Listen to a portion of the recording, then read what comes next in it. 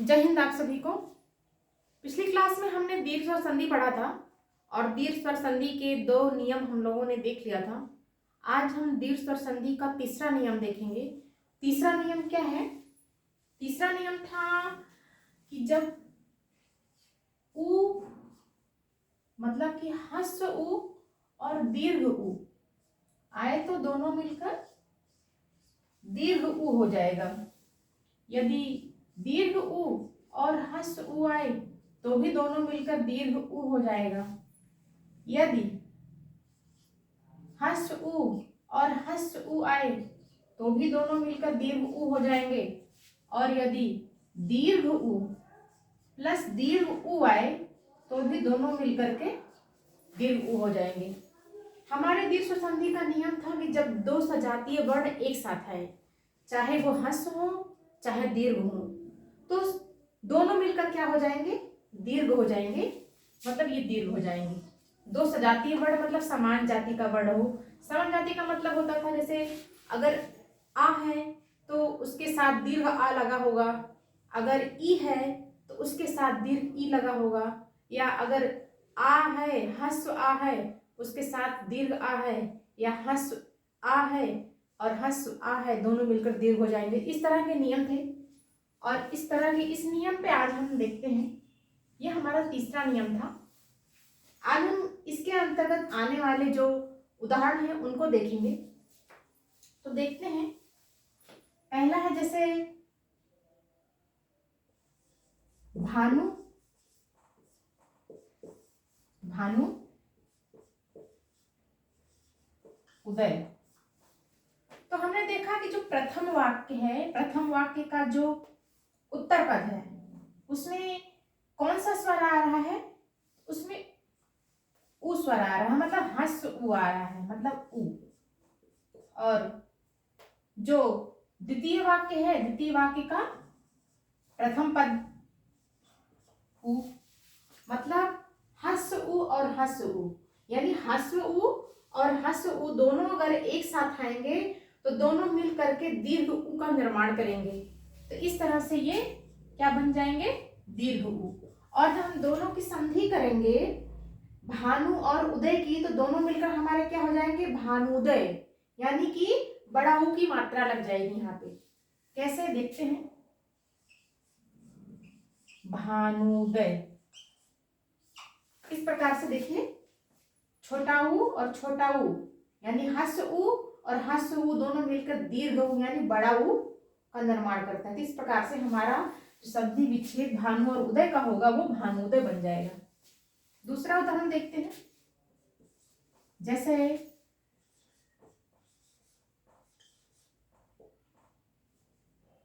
स्वयंभू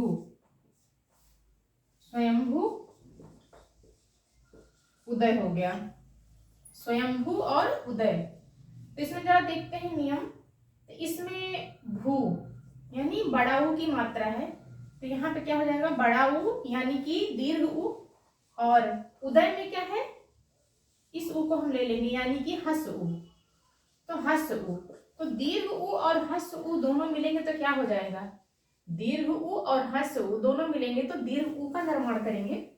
तो इस तरह से ये दीर्घ उ हो गया। अब हम जब स्वयंभू और उदय का संधि विच्छेद संधि करेंगे तो क्या हो जाएगा? स्वयंभूदय।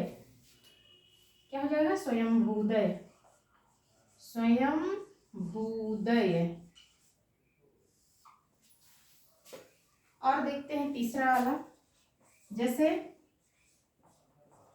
लघु प्लस ऊर्मी। लघु प्लस ऊर्मी। अब लघु मतलब प्रथम वाक्य जो है, प्रथम वाक्य का जो उत्तर पद है, तो प्रथम वाक्य का जो उत्तर पद है उसमें कौन सा स्वर आ रहा है? छोटा उ यानी कि ह्रस्व उ। और द्वितीय वाक्य का जो प्रथम पद है उसमें क्या है? बड़ा उ है यानी कि दीर्घ उ है। तो ह्रस्व उ और दीर्घ उ दोनों मिलकर के दीर्घ उ का निर्माण करेंगे। तो जब दोनों की संधि करेंगे लघु और ऊर्मी का, तो दोनों मिलकर क्या हो जाएंगे? लघूर्मी। क्या हो जाएंगे? लघूर्मी। और उदाहरण देख लेते हैं।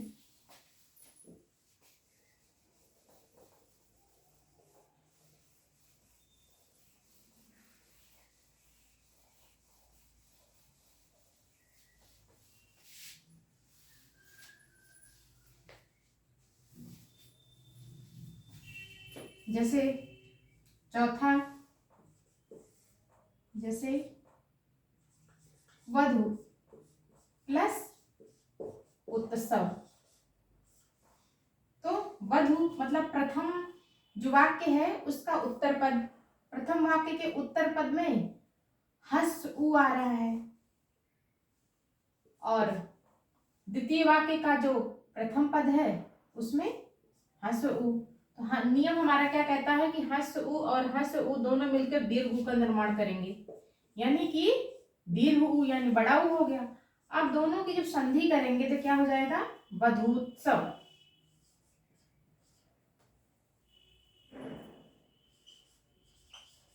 वधूत्सव, वधूत्सव हो गया। पांचवा क्या है, सिंधु, सिंधु प्लस ऊर्मी। अब प्रथम वाक्य में देखते हैं, प्रथम वाक्य क्या है, सिंधु है। तो सिंधु में प्रथम वाक्य के उत्तर पद में छोटा ऊ की ध्वनि आ रही है, और द्वितीय पद, द्वितीय वाक्य का प्रथम पद यानी कि बड़ा ऊ। तो छोटा ऊ बड़ा ऊ यानी कि हर्ष ऊ और दीर्घ ऊ दोनों मिल करके दीर्घ ऊ का निर्माण करेंगे। तो जब हम दोनों की संधि करेंगे तो क्या हो जाएगा, सिंधूर में हो जाएगा। क्या हो जाएगा, सिंधूर में, यानी कि छोटा ऊ की जो मात्रा है वो बड़ा ऊ में बदल जाएगी, तो सिंधूर में।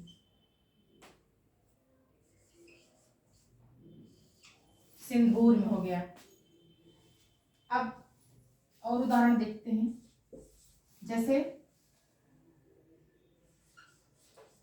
भू प्लस अर्जित, भू प्लस अर्जित हो गया। इसका जब हम संधि करेंगे तो क्या हो जाएगा, जो प्रथम वाक्य है इसमें कौन सी ध्वनि आ रही है, बड़ा ऊ की, और द्वितीय वाक्य का जो प्रथम पद है इसमें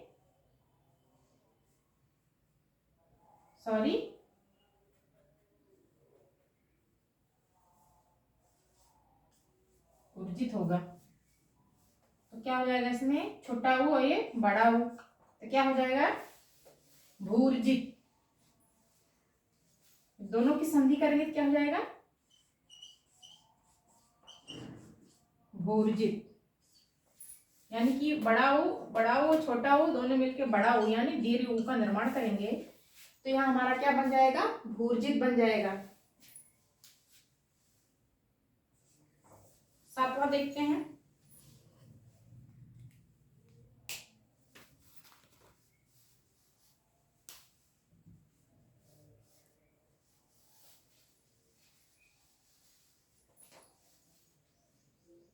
जैसे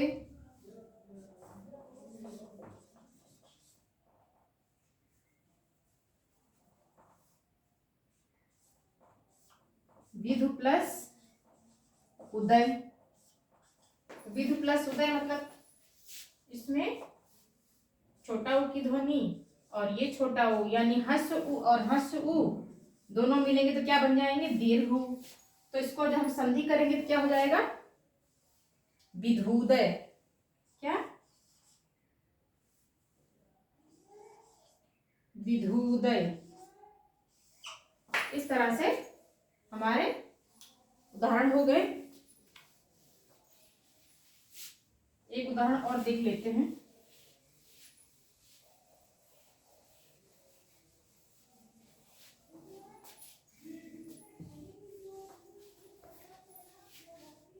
जैसे आठवां है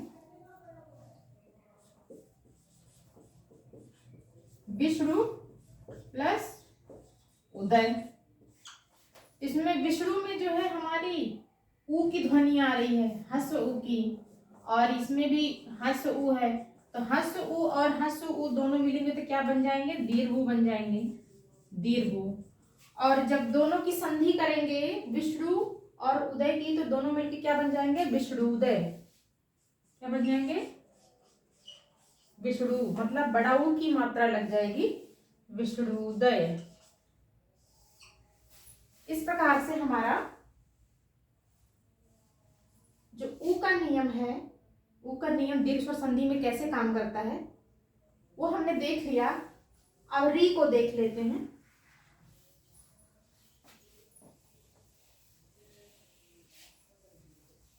ये सारे जो उदाहरण है ये बहुत ही महत्वपूर्ण है। ये सारे उदाहरण पीजीटी, टेट, सुपर टेट सब में आए हुए हैं, तो परीक्षा की दृष्टि से बहुत ही महत्वपूर्ण है।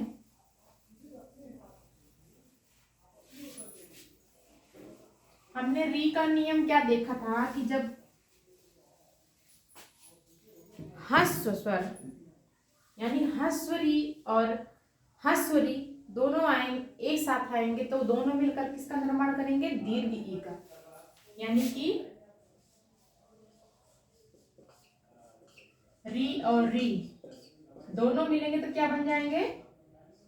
दीर्घ री बन जाएंगे। ह्रस्वरी और ह्रस्वरी दोनों मिलेंगे तो क्या बन जाएंगे? दीर्घ री बन जाएंगे। इस तरह से इनके ज्यादा उदाहरण तो नहीं है, बस 2 उदाहरण इंपॉर्टेंट है, उन्हीं को देख लेते हैं। जैसे मातृ, मातृ और ऋण, ऋण। मातृ और ऋण मतलब इसमें भी री की ध्वनि आ रही है, री प्लस री, दोनों मिलकर क्या बन गए? दीर्घ री। तो ये क्या हो जाएगा? मातृण हो जाएगा।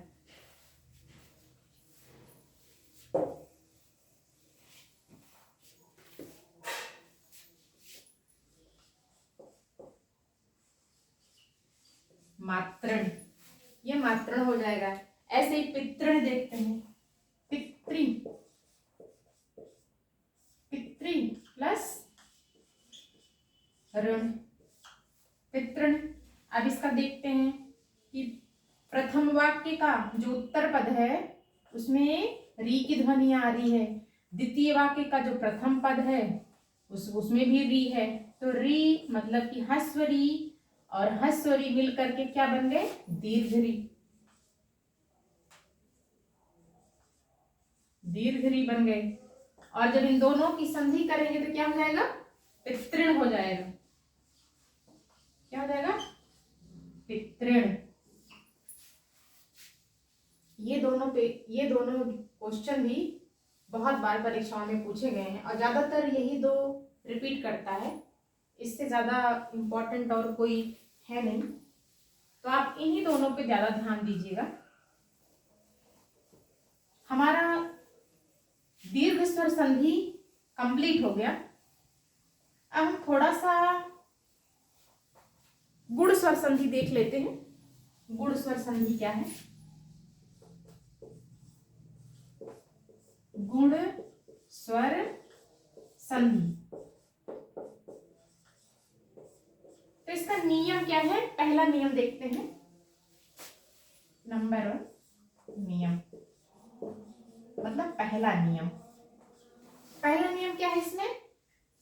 इसका पहला नियम है कि जब छोटा आ बड़ा आ यानी कि सजातीय स्वर के बाद कोई दूसरा सजातीय स्वर आए, या ये बोल सकते हैं कि जब छोटा आ बड़ा आ के बाद छोटी ई और बड़ी ई आए तो दोनों के मेल से ए का निर्माण होता है।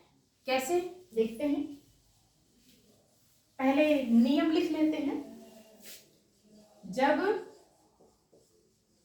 छोटा आ बड़ा आ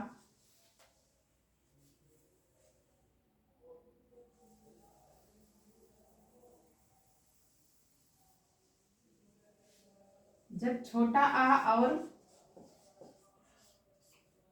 बड़ा आ, जब छोटा आ और बड़ा आ के बाद, छोटा आ और बड़ा आ के बाद छोटी ई या बड़ी ई आए तो दोनों मिलकर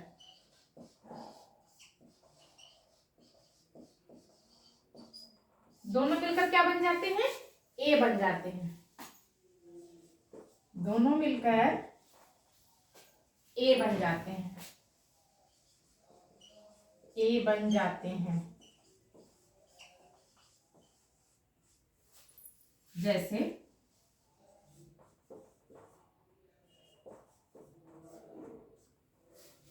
जैसे एक उदाहरण देखते हैं। देव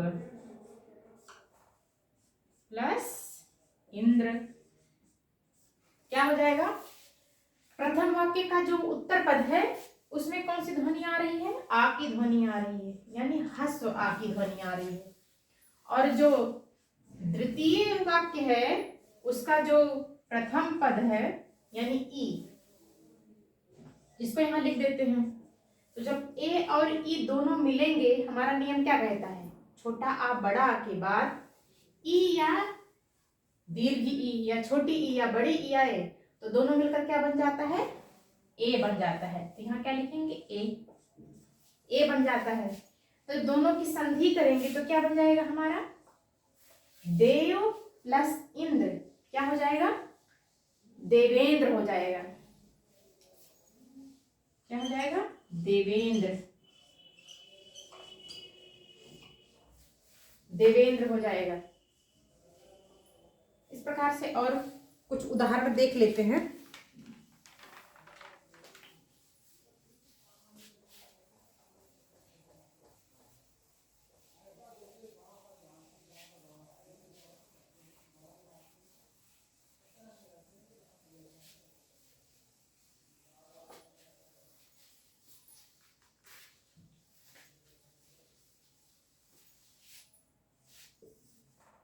जैसे देव प्लस ईश, तो प्रथम वाक्य में क्या ध्वनि निकल रही है? आ की ध्वनि, मतलब ह्रस्व आ की ध्वनि निकल रही है। और द्वितीय वाक्य में ई, तो आ और ई दोनों मिलकर क्या हो जाएंगे? हमारा नियम था कि जब छोटा आ बड़ा आ के बाद छोटी ई या बड़ी ई आए तो दोनों मिलकर क्या हो जाते हैं? ए हो जाते हैं। तो छोटा आ और बड़ी ई दोनों मिलकर क्या बन जाएंगे? ए बन जाएंगे। तो हम दोनों की संधि करेंगे तो हमारा क्या जाएगा? देव प्लस ईश बराबर क्या हो जाएगा? देवेश।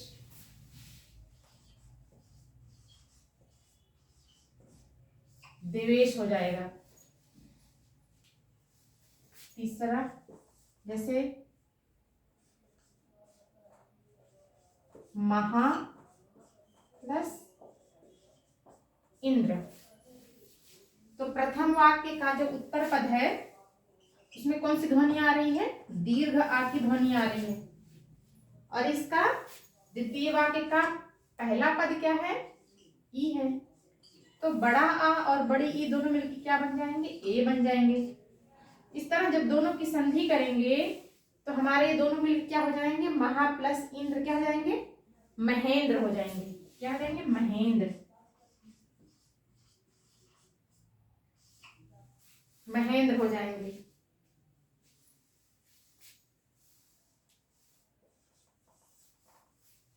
चौथा उदाहरण देखते हैं।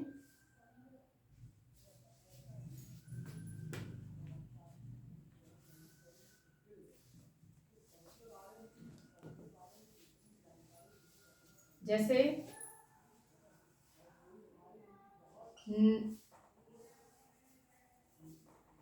नर प्लस ईश, तो क्या हो जाएगा? प्रथम वाक्य का उत्तर पद क्या में कौन सी ध्वनि आ रही है? आ की ध्वनि आ रही है। और द्वितीय वाक्य का प्रथम पद क्या है? बड़ी ई है। तो क्या हो जाएगा? आ और बड़ी मिल क्या बन जाएंगे? ए बन जाएंगे। जब दोनों की संधि करेंगे नर और ईश की तो क्या हो जाएगा? नरेश हो जाएगा। नरेश। एक उदाहरण और देख लेते हैं।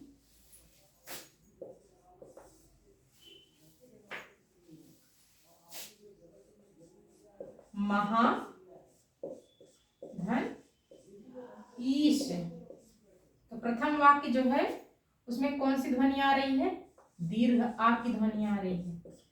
और इसमें दीर्घ ई, तो दीर्घ आ और दीर्घ ई दोनों मिलेंगे तो किसका निर्माण करेंगे, ए का निर्माण करेंगे। तो जब दोनों की संधि करेंगे तो दोनों मिलकर क्या बन जाएंगे, दोनों मिलकर क्या बन जाएंगे, महाधन ईश बराबर महेश। दोनों मिलकर क्या बन जाएंगे, महेश। इस प्रकार से हमारी आज की क्लास यहीं तक। आगे भी इसमें 2 नियम और हैं गुण स्वर संधि के, उनको भी हम देखेंगे। आज की क्लास यहीं समाप्त करते हैं। आपको हमारा वीडियो कैसा लगा कमेंट बॉक्स में जरूर बताइएगा और कमेंट भी कीजिएगा। आप सभी को बहुत बहुत धन्यवाद।